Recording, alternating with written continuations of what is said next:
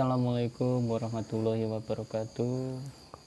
Kami Waalaikumsalam dari warahmatullahi Padepokan Maung wabarakatuh. Siliwangi, di malam ini kami akan menyajikan tayangan konten tentang perihal pengalaman kisah nyata yang dialami. Ya, nanti saudara kita yang akan menceritakan dan bisa mengenalkan diri, dan nanti cerita ini dijadikan pengalaman atau jadikan wawasan dan pengetahuan saja. Soalnya ini ada request atau permintaan dari penggemar atau subscriber di channel Padepokan Maung Siliwangi, dan kami mencoba menayangkan, kalau biasanya mediumisasi tentang menguak dari sisi gaib, sekarang pengalaman kisah nyata yang dialami, yang dulu yang pernah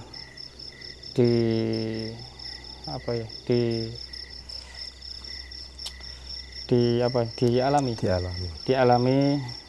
Ya, nanti langsung saja Mas Ali Sobirin mengenalkan jati dirinya, kok bisa mau menceritakan kisah nyatanya. Monggo. Assalamualaikum warahmatullahi wabarakatuh. Saya Ali Sobirin dari Jawa Tengah. Kronologi ceritanya, asal muasalnya saya itu pencarian. Artinya pencarian itu pencarian ilmu, pencarian pengalaman. Dari ujung kulon, artinya ujung kulon itu dari Banten sampai Banyuwangi sampai Malang, itu saya udah pencarian. Sowan-sowan silaturahmi ke kiai-kiai pesantren, itu pencarian. Karena apa saya untuk mencari keilmuan? Karena pada dasarnya tuh pada waktu kecil saya itu diajak oleh bapak saya berobat ke, taruhlah itu dukun atau bapak saya itu kena apa nama itu, di punggung ini kayak kena kayak jarum. Itu perewangan dukun itu ngambil jarum dari punggung itu pakai mulut, serut. Nggak salah itu kak saya itu pas umur kurang lebih itu umur kelas 3 SD itu. Saya ingat-ingat, kok bapak saya kena gini ya, kenapa bisa begini kan. Jadi rasa ingin tahu saya itu semakin kuat dan pengen tahu terus. Dari situlah ada acuan untuk pencarian ilmu itu. Saya itu sambil sekolah, sambil ngaji di pondokin, di sekolahin itu pencarian ilmu itu. Kenapa kok bisa begitu? Dari situlah saya itu mengenal gaib, pengen mengenal gaib. Sebenarnya kayak apa sih itu? Dan situlah saya belajar ilmu hikmah, ilmu apa dan itulah dan lain-lain. Sampai puasa, sampai apa itu, pencarian. Sampai tahun 2000, nggak salah itu tahun 2014 itu saya dikenalkan sama orang yang kenalkan itu kakak ipar saya. Orang tuh aslinya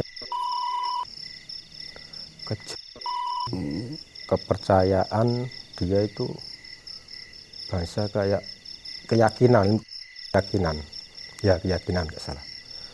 Itu dia itu kirain saya itu kan kayak anggap saya anggap orang tua saya sendiri. Saya dibelajari kayak ngasih puasa weton, puasa puasa kelahiran lah.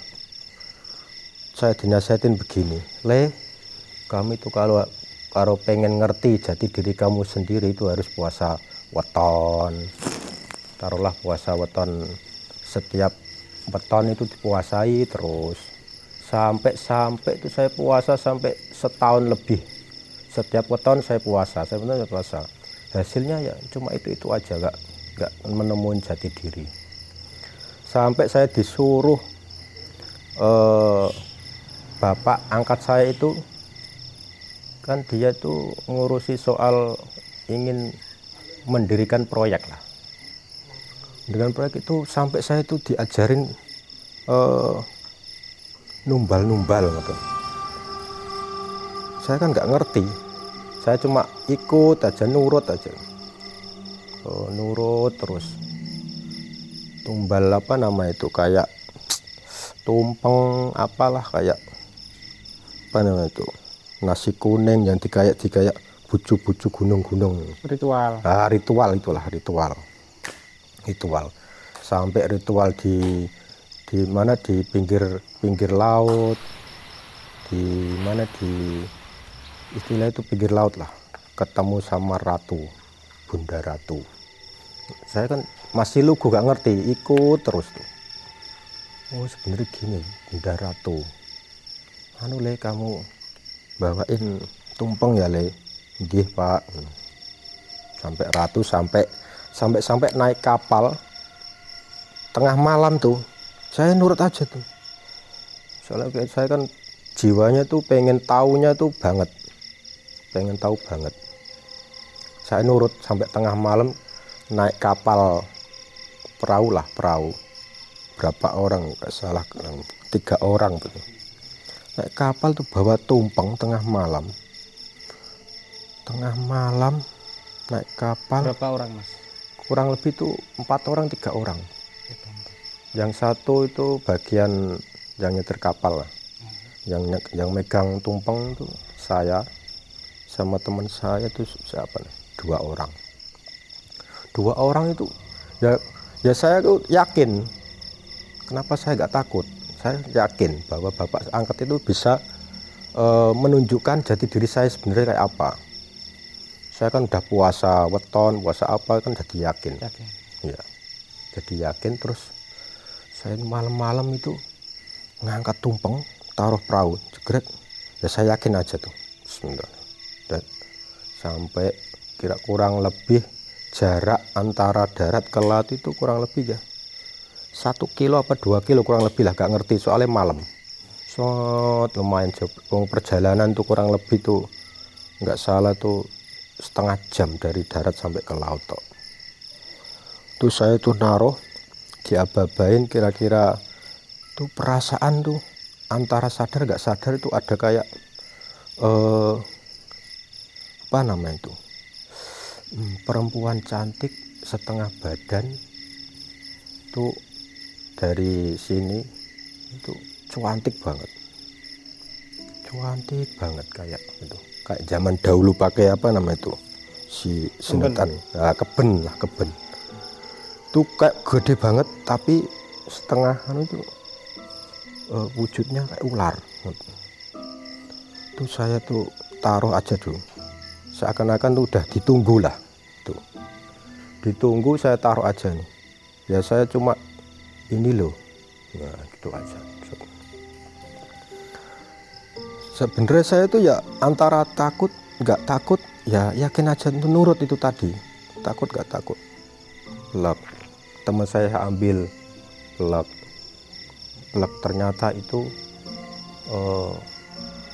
penumbalan untuk proyek. Ternyata lama kelamaan kan saya tahu, oh gitu ya.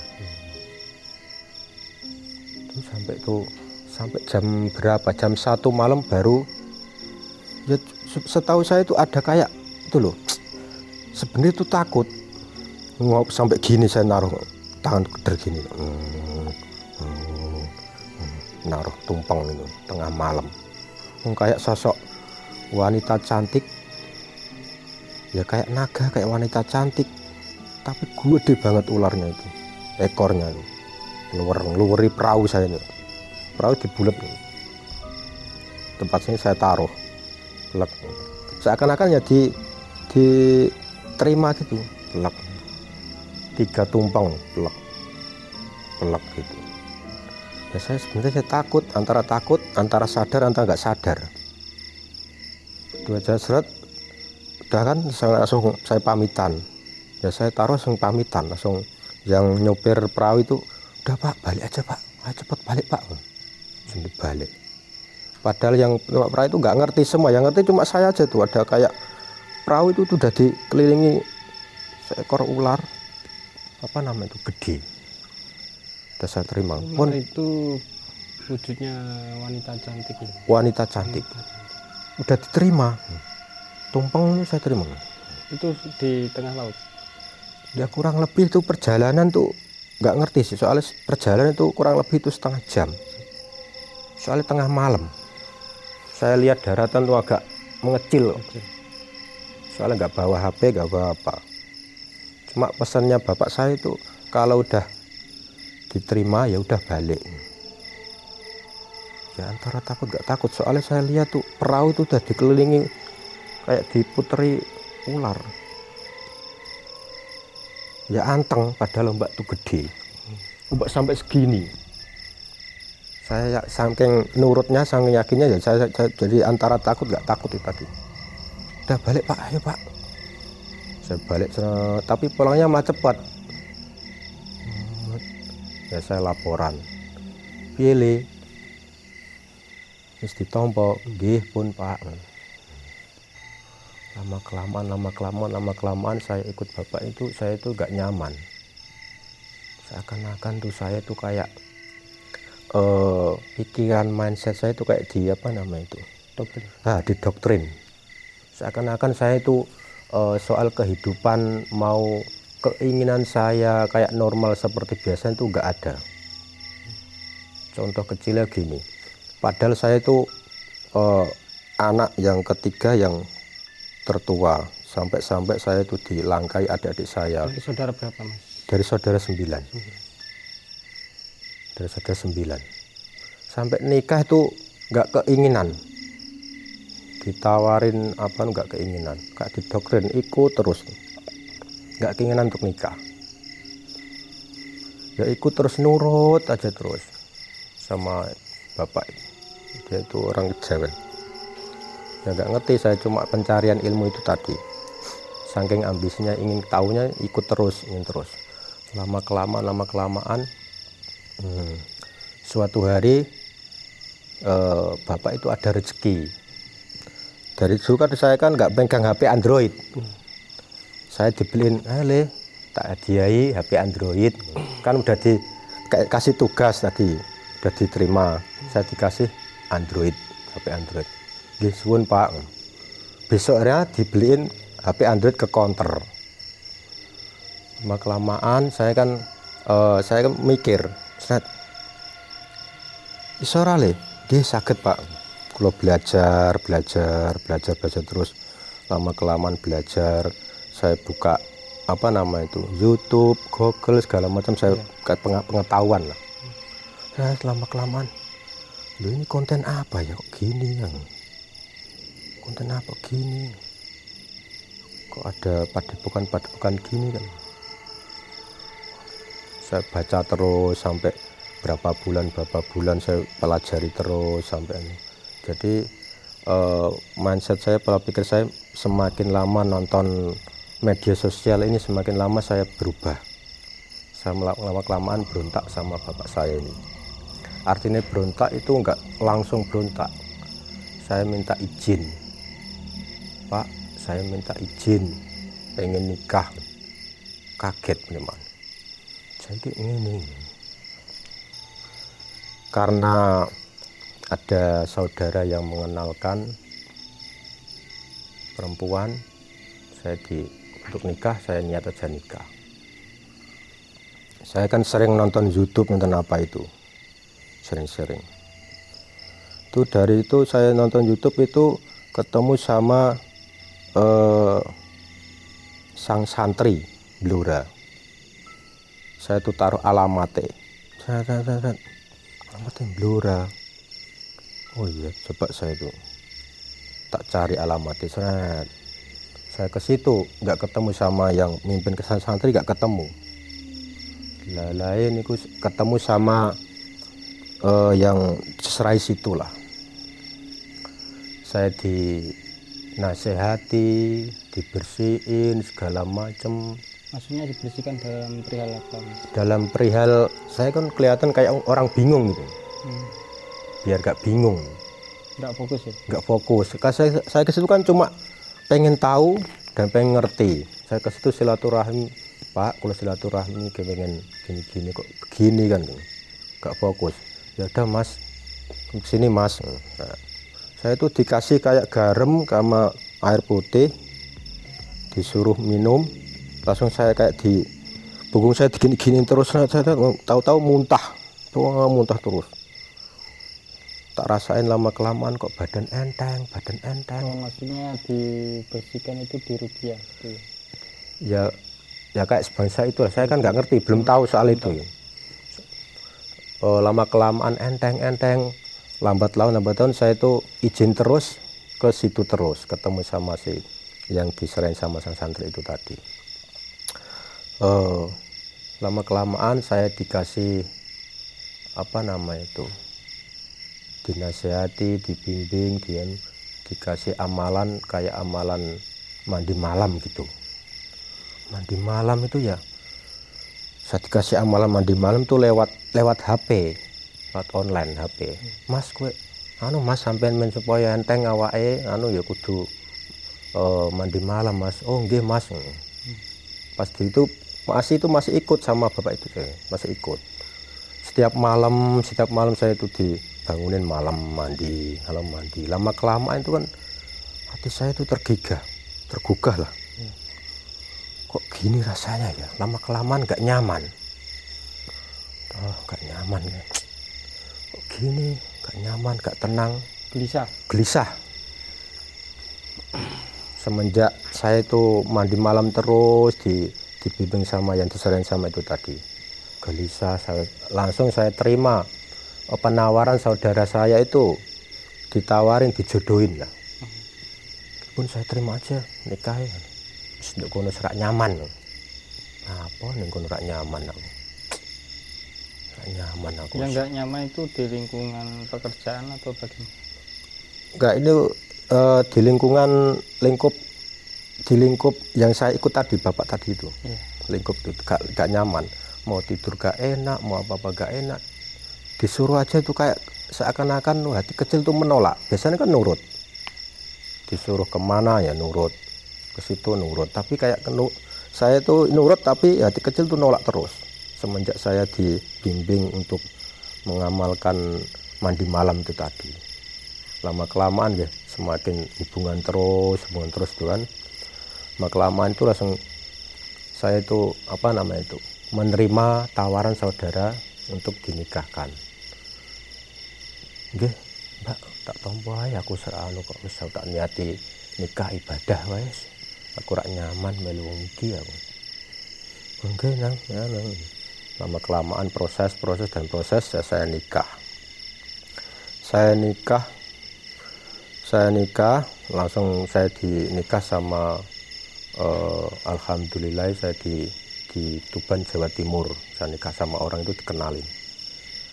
Itu tuh lama kelamaan saya di situ kan belum pengalaman daerah. Di Jawa Timurnya mana? Bisa di Tuban, kota ya. Tuban.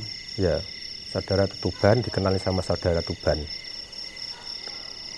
Saya tuh nikah itu ya nggak karena ada rasa pacaran lah apalah, nggak. Saya cuma nikahnya tuh hanya niat ibadah, nggak niat neko-neko pengen cinta apalah, nggak. Soalnya umur pada dasarnya saya tuh umur udah kepala 3, jadi saya cuma niat ibadah. Tergugah untuk nikah itu gara-gara tuh karena sering mandi malam itu tadi. Sebelumnya belum pernah ada niatan untuk nikah, itu belum pernah ada niatan. Memang apa yang Anda rasakan kok mandi malam itu kok ada keinginan untuk menikah, itu apa yang Anda rasakan? Yang saya itu rasakan malam-malam itu ya, habis ngamalin itu mandi malam tuh itu enteng, nggak kayak beban.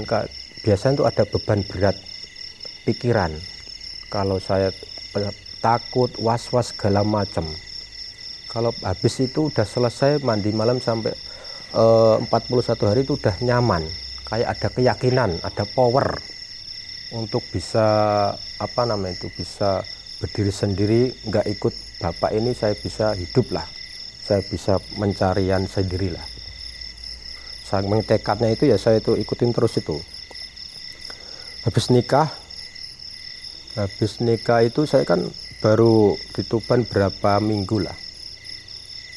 Saya lihat sepeda itu kan belum tak servis, mau servis ya jalan-jalan sekali. Motor ya, motor sepeda motor, jalan-jalan cari bengkel, muter sampai jam setengah hari, sampai jam 11 tuh nggak pernah ketemu.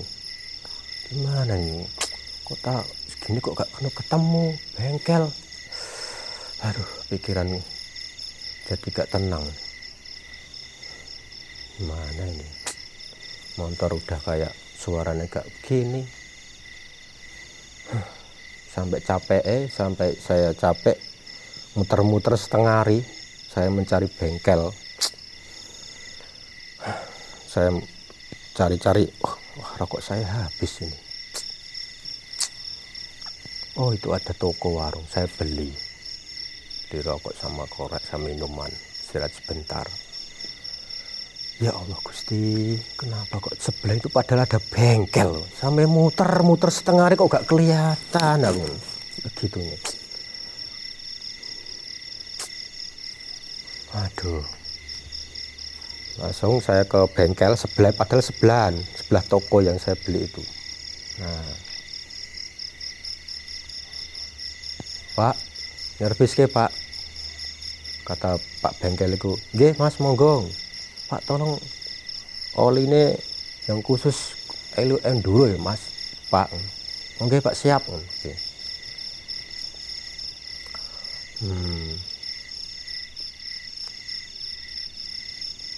Pak bengkel ini siap kok gini, maksudnya gimana?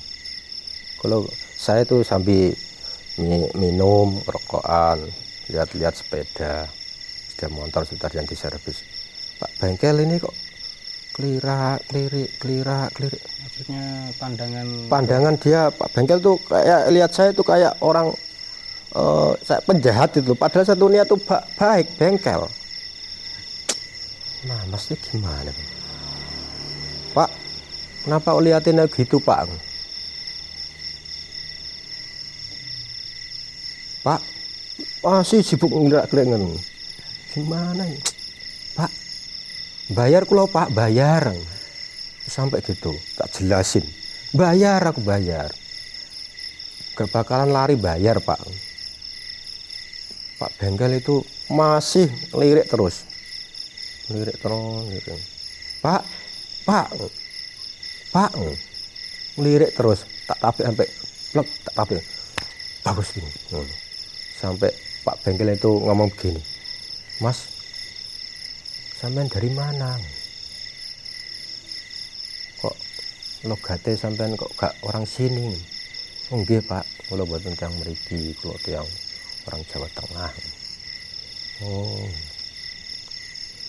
Jawa Tengah nggih. Sampean kayak orang bingung. Oh, kula nyariin bengkel muter-muter malah ketemu bengkel temeriki. Ketutupan apa namanya itu, kayak pohon gede ya kelihatan Pak bengkel yang jenengan itu. Pak bengkel niku apa namanya itu ngomong sama saya, Mas sampean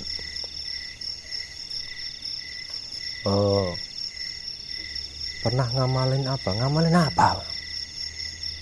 Saya jawab itu kayak orang namanya itu kaget, ngamalin apa? Ngamal-amalin segala, saya nggak pernah ngomong gitu. Masih tanya terus. Oh, ini selesai kayaknya Pak, mungkin ngobrol sampai on. Pak ngeliat bengkel gak setengah hari gak ketemu bareng ketemu bengkel kok ngeten Pak sampai ngoten sampai gitu. Terus sampai jelasnya Pak bengkel itu nanya, Mas, saya jujur aja Mas, saya liatin Mas kok kayak pernah ngamalin mandi malam ya, saya keingat, ya Gusti, oh iya, saya sambil mikir, sambil diem, Pak Bengkel kok tahu bang? Kenapa Pak Bengkel tahu bang? Dalam hati kecil saya ngomong begitu. Langsung saya tegur, ngomong sama Pak Bengkel nih, Pak, sampai jenengan kok ngertos bahwa saya itu pernah mandi malam sampai segini. Pak Bengkel itu ngomong gini, ya Mas, saya ngerti soalnya saya itu sama Mas pernah ngamalin mandi malam. Ya Allah, alhamdulillah, saya tuh sampai habis itu saya dirangkul. Alhamdulillah ketemu saudara. Saya itu ayam seneng, jauh-jauh dari Jawa Tengah sini kan, pencarian jati diri itu tadi. Alhamdulillah ketemu saudara. Lama kelamaan kan bengkel itu kan udah selesai. Gini aja Mas, nak jenengan pengen kumpul kalian saudara-saudara, besok malam apa ya, nggak salah tuh, itu pas nyervis ke itu hari Minggu lah, pas kerja, pas hari libur, nggak salah tuh Pak Bengkel itu ngomong kalau pas malam Jumat itu ke rumah saya, ini tak kasih nomor saya. Oh nggih Pak, siap, matur suwun nggih Pak. Kasih nomor, langsung dikasih apa itu, Sherlock, lokasinya rumahnya Pak Bengkel itu tadi. Pas hari malam Jumatnya itu saya itu ke rumahnya Pak Bengkel. Saya itu sampai nyasar-nyasar, soalnya rumahnya itu kayak di pegunungan kan, nggak pernah ke situ, nyasar-nyasar. Saya diteleponin, sinyal nggak ada, muter sampai nggak ketemu. Alhamdulillah, tanya ketemu sama rumahnya Pak Bengkel. Jadi saya masuk, saya ikut ngaji. Ternyata ngajinya ya ngaji rutinan malam Jumat, ngaji sholawatan, baca Al-Quran. Lama kelamaan saya ikut terus. Saya itu sebenarnya nggak ngerti itu ngaji apa ini, nggak ngerti. Lama kelamaan ikut terus, lama kelamaan saya itu dinasihatin sama Pak Bengkel, sama teman-temannya Pak Bengkel. Lama kelamaan saya dikenalin sama itu namanya majelis, itu namanya apa namanya itu, Padepokan Macan Kumbang. Itulah, kok Padepokan, nggak apa gitu kan, dalam hati kecil kan gitu, kok nggak majelis apa kan ini. Lama kelamaan lambat laun terus saya ikut terus, saya ngikutin terus, soalnya saya di Tuban tuh cuma kenal tuh yang kenalin sama istri saya itu aja sendiri. Saya ikut terus, lama kelamaan kenal sama saudara-saudara di Padepokan Macan Kumbang itu, saya kayak keluarga lah. Sampai malam Jumat itu ya saya rutin terus, ngikutin terus. Lama kelamaan saya itu ngerti, oh gini ya. Lama kelamaan saya ikut Padepokan Macan Kumbang, ya dikasih pelajaran kehidupan. Oh gini. Saya dirangkul, alhamdulillah saya di Tuban kayak saudara lah sendiri, rangkul. Setiap habis ngaji itu ada pembersihan segala macam tuh, ayem, tentrem, adem, nggak ada beban pikiran, beban apa itu, alhamdulillah itu kayak nggak ada beban. Soalnya di situ ada kayak jiwa ini apa namanya itu, kayak nyambung, enteng, nyaman, tenang, adem, ayem, tentrem. Lama kelamaan sama saya itu ya saya rutin terus, ngikutin terus, lama kelamaan ikutin terus, saya dikasih lama kelamaan deh dikasih kayak apa namanya itu, nasihat, Mas, kalau sampai habis ngamalin ini ya harus ini, dan seterusnya. Lama kelamaan sama yang mimpin Padepokan Macan Kumbang saya dinasihatin terus, dibimbing terus, ya dikenalin sama saudara-saudara setuban Jawa Timur ini. Alhamdulillah saya kenal semua dan kenal semua di daerah Tuban ini. lama kelamaan oh ternyata di Padepokan Macan Kumbang ini sebenarnya itu enggak, ternyata majelis taklim. Iya. Lama kelamaan saya tambah kerasan, enggak padepokan, enggak pencak silat apa, kirain tuh pencak silat apa, padahal tuh pencak silat saya udah enggak suka, enggak seneng lah. Lama kelamaan ternyata ini majelis taklim, ngaji Quran, sholawatan segala macam, jadi alim tentrem, habis sholawatan bisa ngobrol-ngobrol, sharing-sharing, apa itu enak banget. Lama kelamaan di Macan Kumbang, oh lama kelamaan lambat laun, oh ternyata Padepokan Macan Kumbang ini artinya itu pecahan channel apa namanya itu ya, itu dari cabang dari Padepokan Maung Siliwangi. Saya kaget juga lagi loh, kok Siliwangi ya? Padahal Siliwangi kan dari Jawa Barat tahun. Iya aku. Padepokan meneh. Enggak dicari, saya bukan padepokan, saya itu hanya mencari itu ketenteraman hati jiwa. Sampai niku piye Pak? Itu yang ngasih tahu itu malah Pak Bengkel itu tadi. Oh ternyata itu cabang dari Padepokan Maung Siliwangi. Itu kan dari Jawa Barat Pak. Iya Mas, Jawa Barat. Tapi di sini ada Padepokan Maung Siliwangi. Itu Padepokan Macan Kumbang itu cabang dari Padepokan Maung Siliwangi. Oh gitu ya Pak. Gini. Jadi hikmahnya